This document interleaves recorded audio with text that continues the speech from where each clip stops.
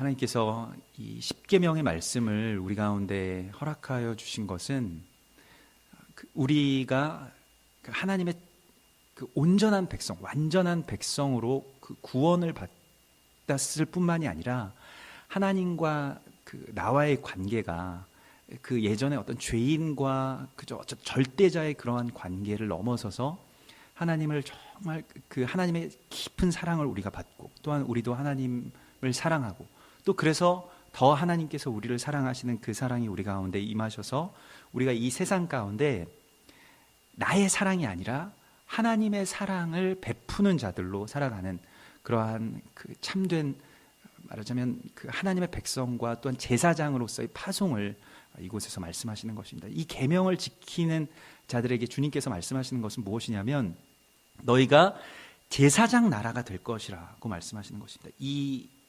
말씀을 지키게 되면, 너희가 이 계명을 지키게 되면 나는 너희를 명하여서 제사장 나라, 내 언약에 대해서, 이렇게 출애굽기 20장 그 전장에 19장에 보면 세 개가 다 나에게 속하였나니 너희가 내 말을 잘 듣고 내 언약을 지키면 너희는 모든 민족 중에서 내 소유가 되겠고 너희가 내게 대하여 제사장 나라가 되며 거룩한 백성이 되리라. 이 말씀에 대한 어떤 전제이죠. 그래서 하나님께서 단순히 이 말씀을 지키면 구원을 받고 지키지 않으면 구원을 받지 않는다 하는 어떤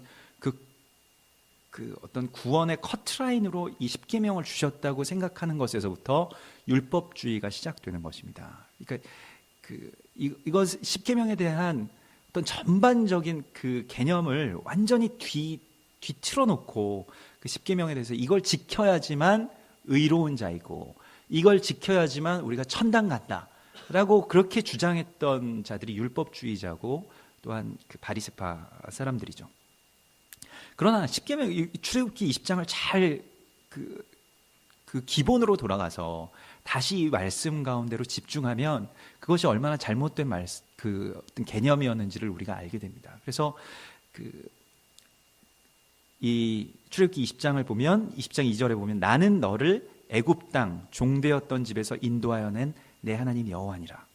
여러분, 애굽 땅 종되었던 집에서 인도하여 낼 때 장자의 죽음, 그리고 10가지의 재앙과 장자의 죽음을 넘어서는 데 있어서 십계명이 있었습니까? 없었습니까? 없었죠. 십계명이라는 것 자체가 이전에 존재하지 않았고, 물론 어떤 자연적인 그런 법으로 또한 하나님께서 주신 계시로 그들이 어느 정도의 계명들을 지키고 있었으면 분명합니다만은, 그러나 계명이 주어지기 전에 구원이 훨씬 이전에 먼저라는 것입니다.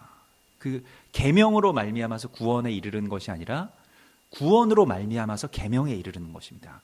이 반대의 개념을 우리가 이해하지 못하면 십계명이라는 것이 아주 그냥 우리가 늙은 그러한 어떤 아주 올드한 아주 거추장스러운 어떤 구약의 법으로, 그래서 그냥 이미 예수 그리스도로 말미암아서 정리된 법으로 폐하여진 것으로 그렇게 생각하게 된다는 것입니다. 그러나 신학적으로도 보면 출애굽하고 그리고 홍해를 건너는 것이 이제 구원이죠. 구원의 역사이죠. 그리고 구원받고 세례받는 것이고, 그리고 한참 가서 계명을 받게 되는 것입니다. 이 계명의 관계로 들어간다라고 하는 것은 훨씬 더 깊은 관계로 하나님께서 우리를 초대하시는 거예요. 더 존귀한 정말 왕과 같은 제사장으로 우리를 세우시기 위해서 이 계명을 주시는 것입니다. 그러나 이 계명을 한낱 어떠한 그냥 우리가 삶을 살아가는 데 있어서의 어떤 양심이나 규례나 하나님 나라에 들어가는 커트라인 정도로 격화시키게 되면, 이것을 헛되게 받게 되면 이제 그것이 율법주의라는 것이죠. 그래서 주님께서 예수 그리스도께서 이 땅 가운데 오셔서 하신 아주 강력한 말씀, 선포는 계명을 지키라는 것입니다. 이 계명, 율법의 1.1획이라도 폐하여지지 않겠다고 말씀하신 거예요. 이거 폐할 수가 없고 변할 수가 없는 것이에요.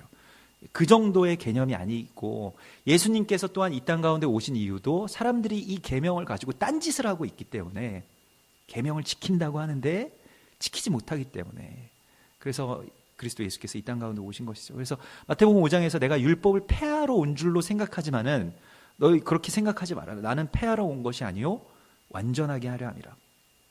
진실로 너희에게 이르노니 천지가 없어지기 전에는 율법의 1.1획도 결코 없어지지 아니하고 다 이르리라. 그러므로 누구든지 이 계명 중에 지극히 작은 것 하나라도 버리고 또 그같이 사람을 가르치는 자는 천국에서 지극히 작다 일컬음을 받을 것이요 누구든지 이를 행하며 가르치는 자는 천국에서 크다 일컬음을 받으리라. 그러므로 우리가 하나님의 나라에서 큰 자는 어떤 자냐면 이 율법을 지키고 가르치는 자인 것입니다. 천국에서 큰 자는. 그래서 주님께서 말씀하시는 것은 내가 너희에게 이르노니 너희 의가 서기관과 바리새인보다 더 낫지 못하면 결코 천국에 들어갈 수 없다고 말씀하십니다. 그래서 우리가 서기관과 바리새인들 되게 폄하하지만은 그러나 그들의 행위는 그대로 지키라고 주님께서 말씀하셨어요. 그것을 패하지 말라고 말씀하셨습니다.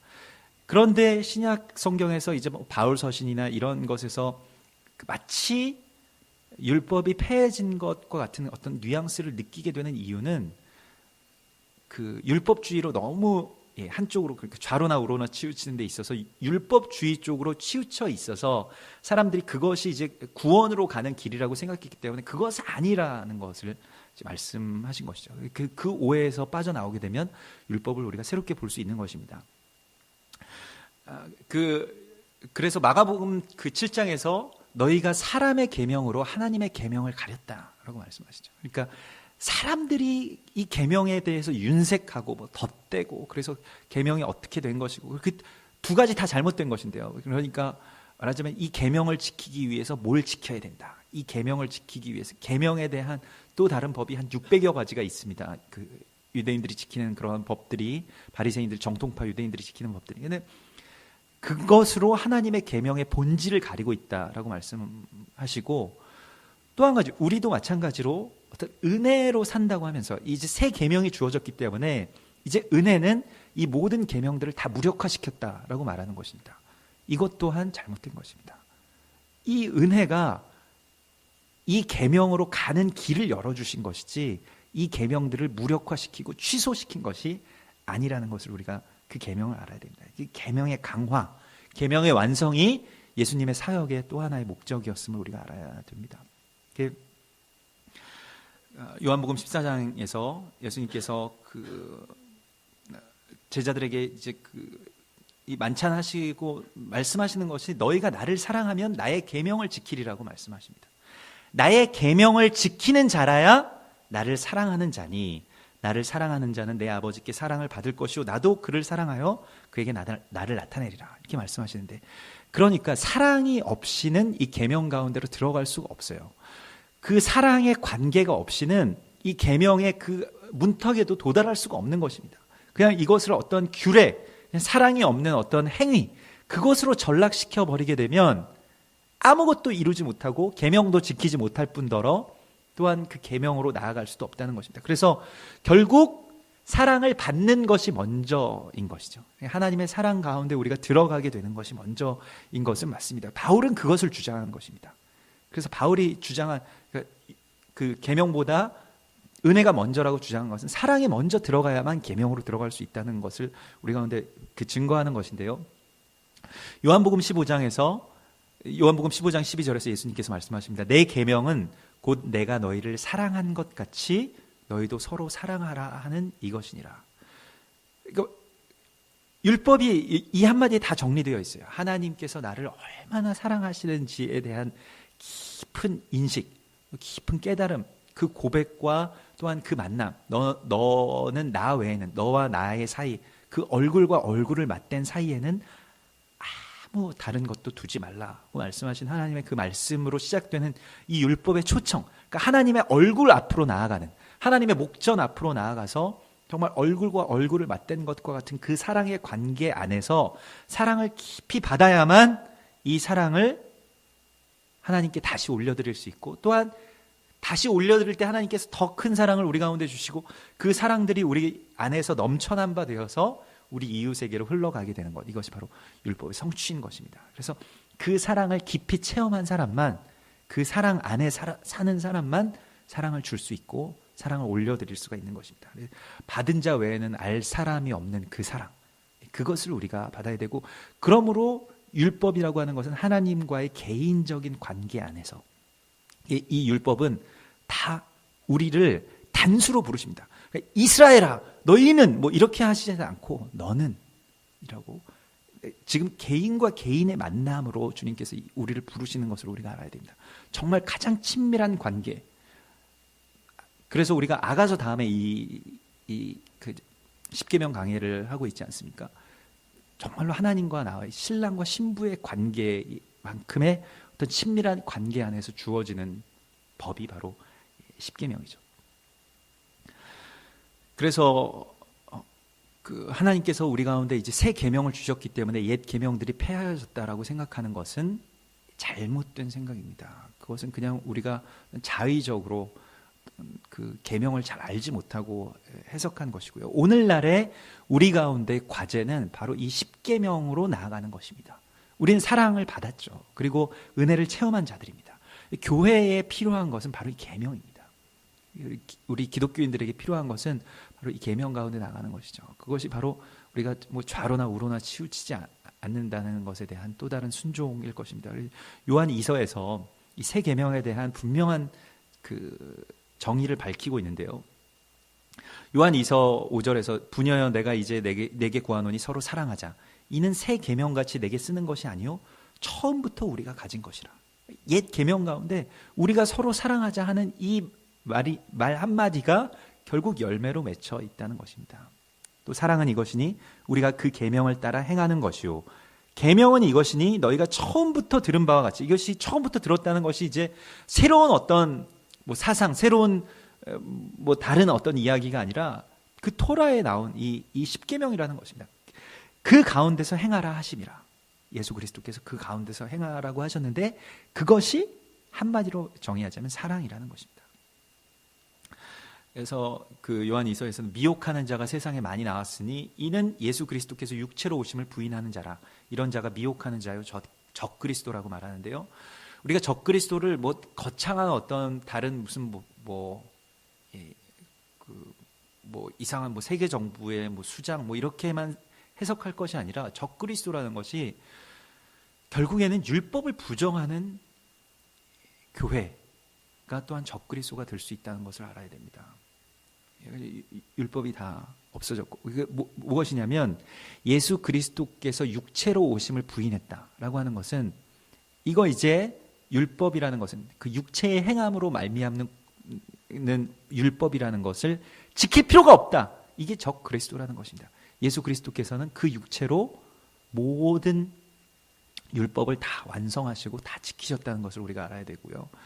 그러나 주님께서 가끔 도발적으로 그러니까 말하자면 그 율법의 본질에서 떠난 자들을 도발하셨죠. 그 율법의 껍데기만 남은 자들, 그 껍데기만을 율법이라고 그렇게 그 주장하는 자들에 대해서 율법의 본질, 그러니까 율법의 본질은 예수 그리스도를 갈망하고 하나님의 나라를 사랑하고 하나님을 사랑하는 것인데 그것에서 떠나 있는 사람들에 대하여서는 또한 율법을 뭐 마치 이렇게 폐하는 것처럼 말하자면 뭐 안식일이라든가 뭐 정결이라든가 이런 것을 폐하는 것처럼 말씀하셨는데 그러나 사실은 본질은 그렇지 않은 것이죠. 그래서 오늘 우리가 율법 가운데서 정말로 결국에는 이것이 이제 사랑이라는 것의 방향이 전환되는 것이 십계명의 가장 중요한 개념입니다. 우리 주님 앞으로 나아갈 때에 우리가 받기만 하던 사랑, 그러니까 우리의 본성은 우리의 육체의 본성은 하나님께 사랑을 받고 이웃에게 사랑을 받는 것만을 원하죠. 잘 생각해 보면 우리가 그런 사람들입니다. 그러니까 하나님에게 계속 무언가를 원하고 이웃들에게도 계속 무언가를 요구하죠. 당신들이 나를 대접해 줘야 되고 하나님이 나에게 복을 주셔야 되고 계속 거기에만 계속 집중하면서 살아가는데 이것이 율법에서 떠난 삶입니다. 율법으로 돌아온 삶은 어떤 삶이냐면 하나님을 사랑하는 삶입니다. 하나님의 사랑을 받는 것은 이미 지난 문제예요. 이미 사랑을 다 받았습니다.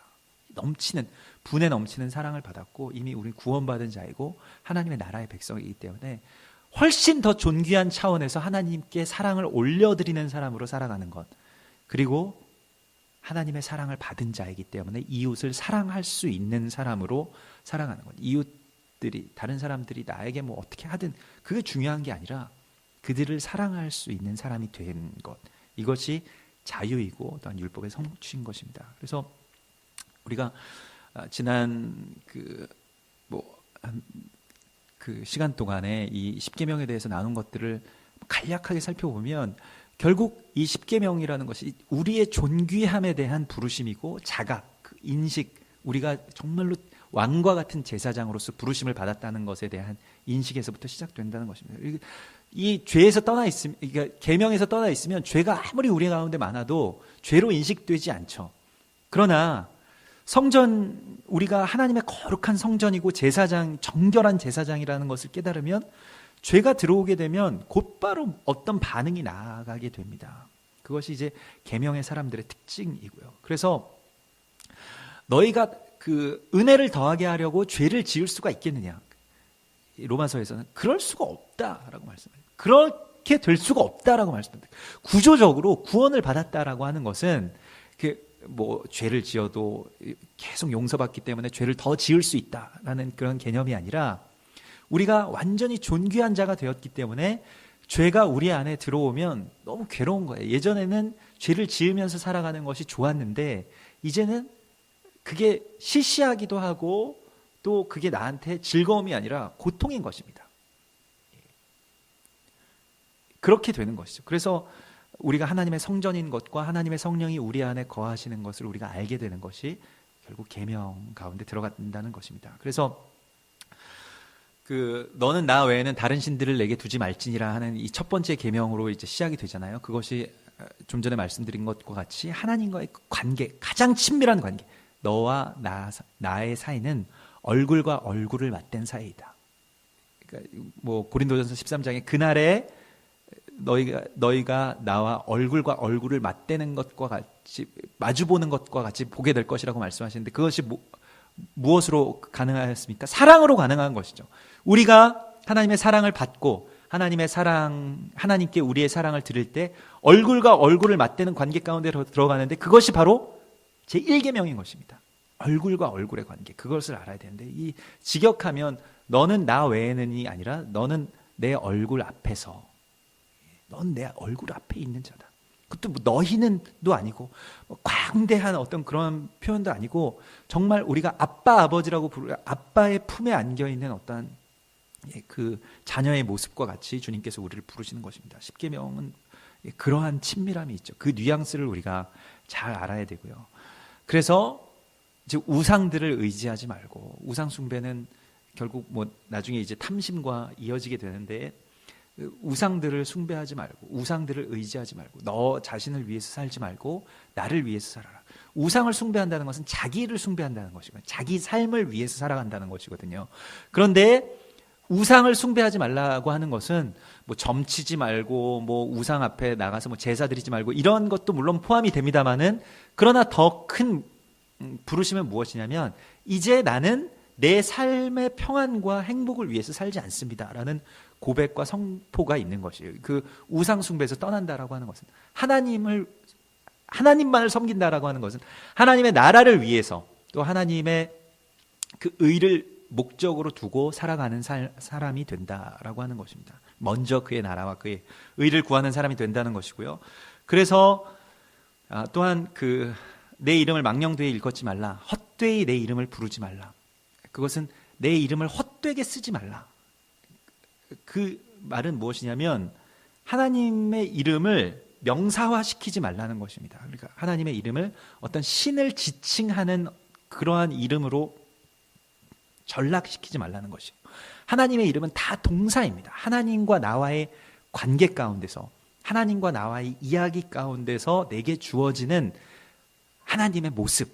그래서 여호와 이레, 여호와 샬롬, 여호와 라파, 임마누엘, 아빠, 아버지, 이러한 모든 것이 하나님과 나와의 관계 가운데서 주어지는 동사입니다. 하나님이 내 삶 가운데서 역사하시는 그 삶의 열매, 감격, 승리의 표시, 우리의 이야기의 결국 열매입니다. 그래서 자기 이름을 위하여 의의 길로 인도하시는도다 라는 그런 고백과 찬양을 우리가 올려드리는 것.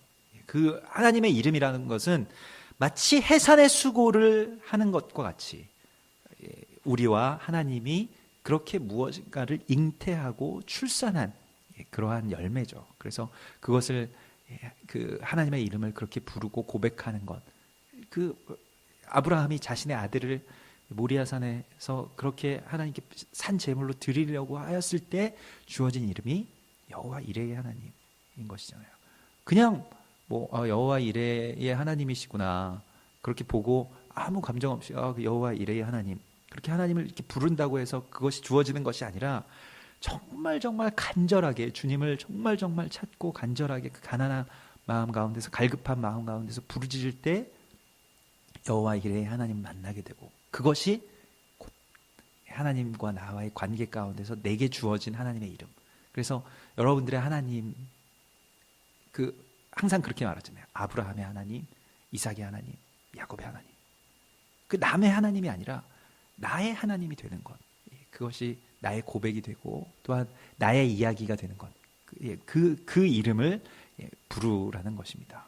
그래서 그냥 남에게 전해 듣는 이야기, 또 신학적으로 정형화된 어떤 이야기가 아니라 살아서 지금 완전히 내 삶 가운데 역사하시는 하나님의 이름을 부를 수 있는 사람이 되라고 말씀하시는 것이고요. 안식일을 기억하여 거룩하게 지키라는 말은 결국 우리가 하나님 믿는다는 것은 시간의 거룩함으로 들어가는 것인데 이 시간의 거룩함으로 들어간다는 것은 굉장히 거창한 이야기 같지만 예수 그리스도를 아는 우리들에게는 이것이 완전히 분명한 어떤 사건입니다. 예수님 만나는 것이고요. 또한 예수님께서 거하시고 또한 다시 예수님께서 이 땅 가운데 오실 것을 기대하면서 살아가는 삶이 안식일을 지키는 삶인 것이죠. 안식일이라는 것이 그렇습니다.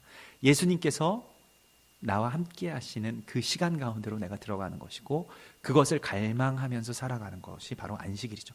우리가 그 하루를 살아가는 것입니다. 그래서 예수님이 나를 다스리실 때 예수님이 이 땅 가운데 오셨을 때 병든 자들이 고침을 받고 눈먼 자들이 눈을 뜨게 되고 손 마른 자가 회당 가운데 손이 펴지게 되고 배고픈 자들이 밥을 먹게 되고 이런 역사들이 일어나는데 그런데 사람들이 예수님이 오신 줄도 모르고 안식일을 왜 예수님은 안 지키냐. 안식일이라는 것이 예수님이 오신 날을 말하는 것인데 예수님이 통치하는 땅과 그 공간과 시간을 말하는 것인데 그것에 대해서 안식일의 본질을 알지 못하고 그냥 안식일만 지키는 거예요. 예수님도 상관없어요. 예수님이 오셨어도 안식일만 지키면 그 무슨 그 안식일에 대한 의미가 전혀 퇴색되는 것이죠. 안식일이라고 하는 것은 마라나타, 아멘, 주 예수여 어서 속히 오시옵소서라고 하는 그 갈망 가운데 들어가는 것입니다. 그 날 자체를 금요일 날 우리가 꼭 예배를 드려야 안식일 지키는 것이 아닌 것이죠. 그래서 우리는 이 날을 기다립니다. 또한 우리는 이 날을 살아갑니다. 우리는 지금 주님의 말씀과 성령으로 말미암아 오늘 이 날을 구별하여서 안식일로 주님께서 지금 나와 함께 하시는 날로 그렇게 살아갈 수 있음을 고백합니다라고 그 약속과 또한 기대를 드러내는 것이 안식일의 본질인 것입니다. 그래서 주님 보시기에 가장 아름다운 모습, 완전한 주님의 나라가 임하셨을 때를 늘 생각하고 기대하고 또 예행 연습하고 바로 이 날처럼 그렇게 될 것입니다라고 고백하는 것이 바로 안식일인 것이죠. 그래서 우리가 안식일을 반드시 안식일은 우리에게 주어진 권세이고 또한 선물이기 때문에 지켜야 되는 것입니다. 어떻게 지키는지에 대해서는 더 지혜를 우리가 구하여야 되겠습니다만은 모든 일들과 근심들을 멈추고 예수께서 지금 나에게 오셨습니다라고 그렇게 고백하고 마치 리허설 하듯이 그렇게 살아가는 것, 그렇게 주님과 하루 노는 것, 이것이 바로 안식일이죠.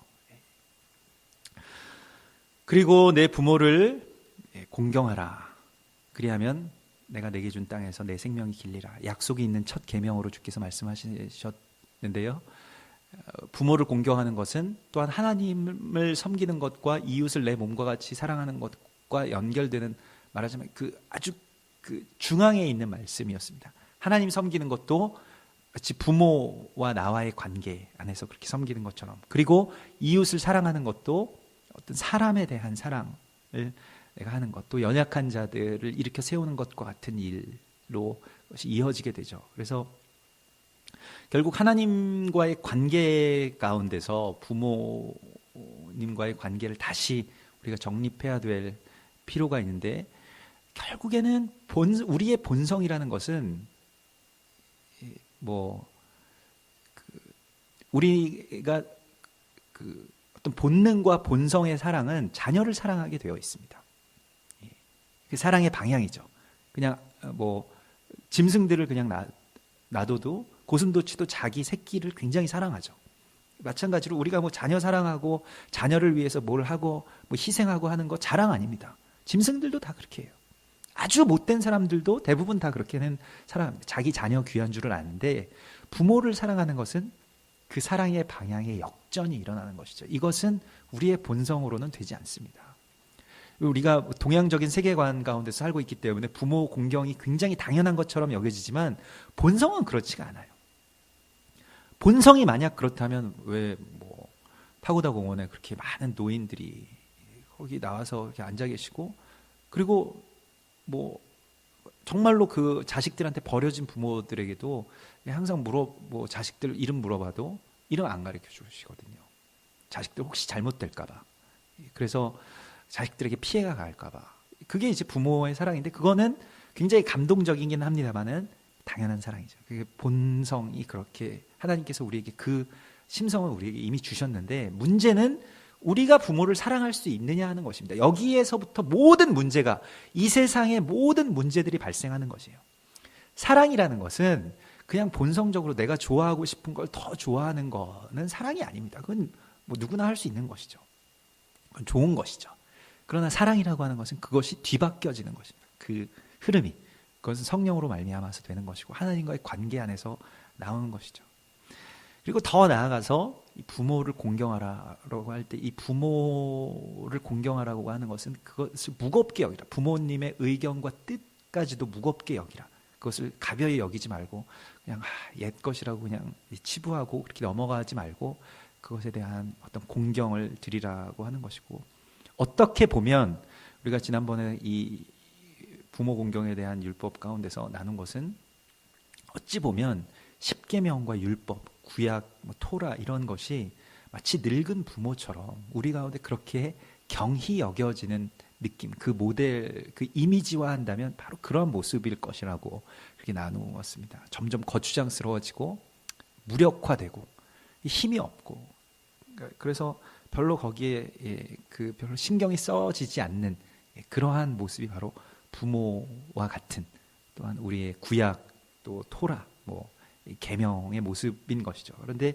그것을 더 생각하고 더 깊이 그렇게 중하게 여기라고 주님께서 말씀하신 것이 부모 공경에 대한 말씀입니다. 그리고 간음하지 말라는 말씀은 하나님과 나와의 관계, 우리와의 관계 가운데서 이 간음이라고 하는 것, 행음이라고 하는 것이 이 그 예언서에만 24번 이상 쓰이게 되는데, 그러니까 하나님과의 관계의 정결함에서부터 또한 부부의 관계의 그 정결함이 나가게 되고, 결국에는 이것이 그리스도와 교회와의 관계에 대해서 말씀하시는 것이라는 것이 제 에베소서 5장에서 나온 말씀이죠. 이것도 역시 마찬가지로 사랑의 방향에 대한 문제입니다. 그러니까 아내에게 사랑받기만을 원하지 말고, 또 남편에게 아낌 받기만을 원하지 말고, 반대로 그리스도 예수께서 교회를 위해서 죽으신 것처럼, 또한 교회가 또 그리스도께 대하여 그러했던 것처럼 그렇게 사랑하라고 말씀하시는 것, 사랑의 방향을 바꾸라고 말씀하시는 것에 대해서 우리가 함께 나누었고요. 도둑질하지 말라는 것에 대해서 더 적극적으로 해석했을 때, 우리가 도둑질을 한다는 것은 하나님의 성전에서 그 하나님의 봉헌물을 도둑질하는 것은 11조와 각종 그 헌금을 주님께 드리지 않는 것, 하나님의 것인데 하나님께 드리지 않는 것이 도둑질이고, 또한 이웃의 것으로 우리에게 주셨는데 이웃에게 나눠주라고, 이웃에게 그렇게 그 나눠줄 자로 청지기로 우리에게 주셨는데 우리가 그 먹이를 말하자면 다 먹어버리는 어떤 나쁜 그러한 청지기와 같이 살아가는 것이 도둑질이라는 것을 우리가 알았습니다. 남의 것을 꼭 가져오지 않는다고 할지라도 남에게 구제하지 않는다면, 그리고 우리 주변의 이웃들 가운데 가난한 자들과 먹지 못하는 자들이 있다면 그것 자체로 우리는 도둑질을 하고 있다라는 것이죠. 거기에 대해서 우리가 깊이 회개해야 되고, 예전에 한국에 대한 그 회개의 기도 가운데서 전에 우리가 그 제이슨 마의 그 기도, 그 아이압에서 했던 그 한국 교회를 위한 뭐 8가지 회개의 기도에 대해서 한 가지가, 교회가 굉장히 멋진 건물들을 세우는데 왜 교회에 가난한 사람들이 있습니까? 교회 그런 것에 대한 회개를 우리가 해야 되는 것을 함께 나누었었고요. 또 너희는 그 내 이웃에 대하여서 거짓 증언하지 말라고 말씀하신 것이, 우리가 이 땅 가운데 부르심을 받은 것은 증인으로서의 삶을 살아가라고 부르심을 받았다는 것을 우리가 그 말씀 가운데서 보았습니다. 바울이 그러했던 것처럼 내가 너를 나의 사도와 증인으로 삼기 위해서 너를 불렀다. 예수님께서 바울을 부르셨을 때. 그래서 우리는 증인된 삶의 의식을 가져야 되는데, 하나님에 대해서 증언하고 또한 이웃에 대한 선한 증인이 되어야 되는데, 이것은 무엇이냐면, 거짓 증언이라고 하는 것은 사실관계를 왜곡해서 증언하는 것도 있지만은 진리 안에서 어떤 사람을 보지 못하고 그저 증오로, 말하자면 그냥 사실만으로 그에 대해서 정죄하는 것이 거짓 증언이라고 말하였습니다. 그러니까 어떤 사람에 대해서 비판할 수 있는 것, 사실을 가지고 비판하는 것은 사탄이 하는 것이에요. 사탄이 어떤 사람에 대해서 참소할 때 꼭 거짓말로 참소하지 않습니다. 하나님, 저 사람 좀 보십시오. 저 사람 저렇게 죄를 짓지 않습니까? 뭐 우리가 말할 때 저 일본 좀 보십시오. 독도를 가지고 자기네 땅이라고 우기지 않습니까? 저 잘못되지 않았습니까? 이것은 어떤 사실일 수는 있지만은 진리는 아닙니다. 진리는 어떤 것이냐면, 하나님, 주님께서 저 사람을 사랑하시지요. 주님께서 택하신 민족이지요. 저 일본이. 그렇게 하나님께서 사랑하시니까 하나님 그들을 돌이키시고 또한 하나님의 백성으로 축복하시고 하나님께서 새롭게 해주세요. 이렇게 기도하는 중보자가 되는 것이 이웃에 대해서 거짓 증언하지 않는 것입니다. 진리는 사실과는 다릅니다. 진리는 우리 안에 거하시는 성령님의 눈으로 바라보는 것이고, 또한 예수 그리스도라는 렌즈를 통해서 어떠한 사건과 사람들을 바라보는 것입니다. 거기에 대한 증언의 의무가 우리 가운데 있다고 주님께서 말씀하시는 것이었고요. 결국 그래서 내 이웃의 아내나 내 이웃의 소유, 탐심을 갖지 말라라고 말씀하시는 것은 결국 우리가 무엇을 소망하며 살아가는 것인가에 대한 말씀입니다. 우리의 마음, 우리의 심령이 지금 내가 이 땅 가운데서 그저 내가 갖지 못하고 남이 가진 것에 대한 바램, 그리고 또한 우리가 뭔가 열심히 살아가는 것도 남들이 어떤 부러워할 만한 삶, 그러니까 집, 아내, 종, 소유, 이런 것들에 대해서 그냥 그 부러움과 부러움 사이에서, 말하자면 탐심과 탐심 사이에서, 질투와 질투 사이에서 살아가는, 그것이 우리의 삶의 동력이 되어서 살아가는 우리 모두가 하나님의 나라의 백성이 된다라고 하는 것은, 이전에 보통 일반적인 사람들의 모든 삶의 동력이 바로 거기에 있습니다. 부러울 만한 삶. 그럼 어쩔 건데요. 그래서 어떻게 하겠느냐. 그거는 답이 없는 것이죠. 그런데 남들을 부러워하면서 살고 또한 남들의 부러움을 받으면서 사는 것이 우리의 삶의 동력이 되는데, 그러나 하나님 나라의 백성은 소망이 우리의 동력이 되는 것입니다. 하나님 나라에 대한 갈망. 그래서 성령께서 우리 가운데 오실 때 우리에게 주시는 마음은 그 가난한 마음입니다. 하나님의 나라에 대한 가난한 마음. 세상의 것들 다 있어도 그게 나에게 어떤 충족이 되지 않아요. 왜 충족이 되지 않는지 아십니까? 하나님의 나라에 대한 갈망이 없기 때문에 그렇습니다.